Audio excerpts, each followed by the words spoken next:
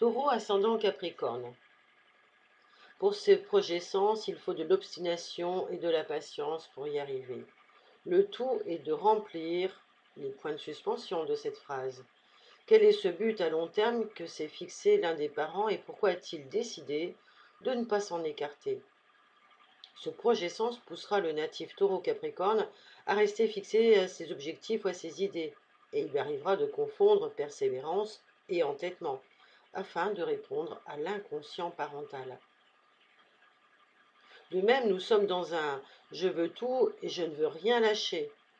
Qui veut le beurre et l'argent du beurre dans ce clan? C'est ce qu'il faudra rechercher. Nous sommes dans un conflit de joie empêchée. Pourquoi doit-on réprimer sa joie ou ne pas la montrer? Pourquoi faut-il réfréner son désir instinctif au nom de la raison? L'un des parents est dans une volonté farouche de s'élever financièrement et socialement, et il en payera le prix. Son bonheur dut-il être sacrifié sur l'autel de ses ambitions?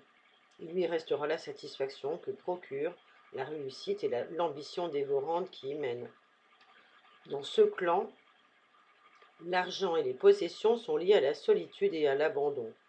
Avec un tel programme, certains ne devront pas s'étonner d'avoir des difficultés à en gagner.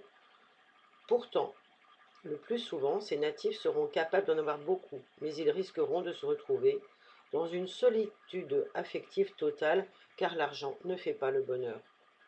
Cette généalogie garde la mémoire d'un enfant abandonné et vendu pour de l'argent, car ses parents étaient très pauvres et ne pouvaient le nourrir. Désormais, il faudra de l'argent sous peine de devoir abandonner l'autre ou d'être abandonné par lui. Quelle est donc cette rupture de contact vécue dans les 18 mois avant la naissance? Comment celle-ci s'est-elle reformatée au sein donc du projet sens? Qui a eu un ressenti de séparation pour que l'enfant Taureau-Capricorne ait de l'eczéma ou du psoriasis?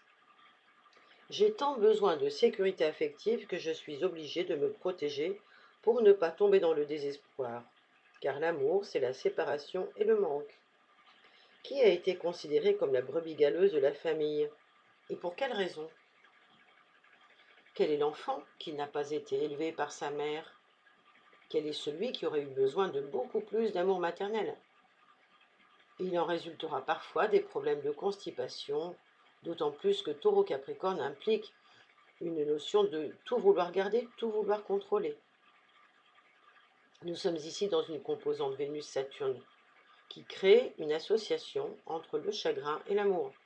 Donc pourquoi s'attacher à ce qui me met dans la peine? Est-ce en souvenir d'un attachement problématique vis-à-vis d'un ancêtre? Quel est l'aïeul aimé qui a fait souffrir et pourquoi? Si le transposé familial est le seul lien avec l'ancêtre qui est dans la souffrance, le cerveau voudra garder ce lien car il vaut mieux un lien de souffrance que pas de lien du tout. Donc il suffira pour les porteurs de ce projet sens peut-être de lâcher la relation pathologique à cet aïeul pour lâcher la souffrance et retrouver l'amour. Voyons quelle est la parole réprimée et sur quoi doit-on faire silence, sur quel événement, sur quel sentiment. Ce clan porte un secret qui ne doit pas être divulgué, ou quelque chose d'impossible à poser, quelque chose qui est indicible. Il faudra voir aussi toutes les formes de rancœur par rapport à la dureté ou à la sécheresse.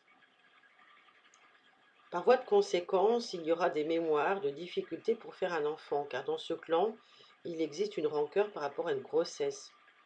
Il faudra donc éparpiller sa rancœur pour avoir de la joie et la savourer. Si vous avez ce couple de signes Taureau, ascendant Capricorne dans votre thème natal ou bien dans un thème étudié et que vous souhaitez que nous le travaillions ensemble, vous pouvez me contacter, me consulter. Vous avez le lien juste en dessous de ce podcast.